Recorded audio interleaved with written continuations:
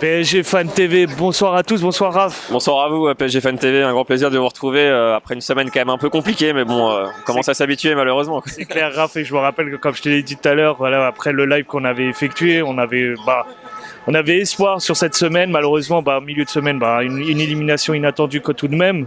Et puis cette journée, la 28e journée où ils rencontraient les Girondins de Bordeaux. Quelle analyse après ce match peux-tu faire de ce match ? Franchement, le match d'aujourd'hui, pour moi, il est complètement anecdotique. Je me rappellerai vraiment de l'ambiance, en fait. L'ambiance, c'est quoi ? C'est des sifflets, en fait, pour nos joueurs. Et je pense qu'ils les méritent, en fait. Cette semaine, pour moi, ça a été un vrai tournant pour le club. Je pense que le club a réussi à se mettre vraiment l'intégralité des supporters à dos, sauf peut-être les supporters étrangers qui s'intéressent pas trop à la vie au quotidien. Mais pour moi, aujourd'hui, on a besoin vraiment de grands changements. Et il y a une espèce de dégoût, en fait, de la part des supporters. Autour de moi, je vois la plupart des gens, je pense qu'ils vont plus remettre les pieds au Parc des Princes d'ici la fin de saison. Il y a certains joueurs, on a honte en fait de les avoir sous nos couleurs. Donc pour moi, il faut du vrai changement. Après, ce qui me fait un peu peur, c'est que je pense pas que ce club, justement, il ait envie de grands changements.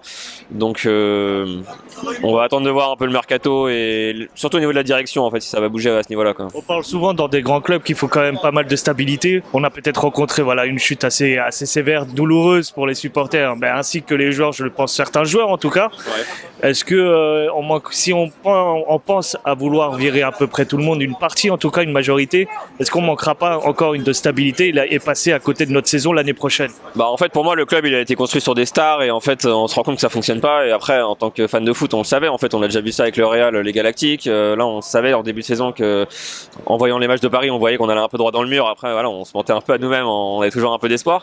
Mais non, pour moi, faut peut-être pas hésiter à raser cette fois-là et plus construire sur arrêter avec ce projet marketing. Mais le truc, c'est qu'en fait, le Qatar, je les vois mal prendre une autre direction aujourd'hui. En fait, ils sont partis dans cette direction-là, donc je sais pas trop le club va. En fait, c'est ça le truc.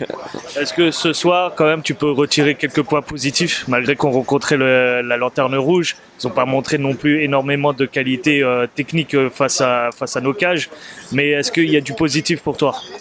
J'ai bien aimé le retour de Navas. Pour moi, il a fait un bon match ce soir, c'est l'homme du match. Et puis après, Kylian Mbappé, encore une fois, excellent. Pour moi, c'est le seul en fait qui devant met de la vitesse. Et encore une fois, c'est pas la première fois.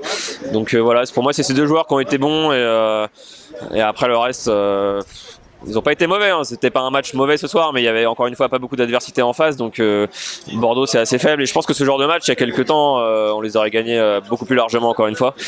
Donc voilà, pas trop d'enseignements encore une fois à tirer sur le match de ce soir. Ils ont réagi, ils ont gagné. Mais il n'y avait pas non plus la manière et ce match on l'oubliera en fait, on se rappellera tous du match face au Real, quoi. Voilà, je vais te poser une question maintenant plus personnelle, maintenant qu'on creuse quand même l'écart. Nice fait match nul hier, voilà, il y a au moins une quinzaine de points entre notre dauphin. Comment toi tu vas interpréter ou en tout cas réagir à cette fin de saison? Pour moi le championnat, sauf vraiment parcours catastrophique et cataclysme, on le gagnera quoi. Mais pour moi la fin de saison elle va être longue en fait, c'est un peu douloureux, c'est comme après l'élimination face à Manchester United où en fait on a encore une dizaine de matchs à regarder notre équipe, mais c'est pas trop du plaisir quoi. En fait on a juste hâte de passer à la saison prochaine et avant la saison prochaine on a hâte en fait de voir les changements quoi. C'est-à-dire que là si on repart avec le même effectif, la même mentalité, c'est juste pas possible. Donc on attend les changements et ensuite on se positionnera quoi. Super. Je te remercie encore Raph. Merci à vous et puis à bientôt. À très vite Raph.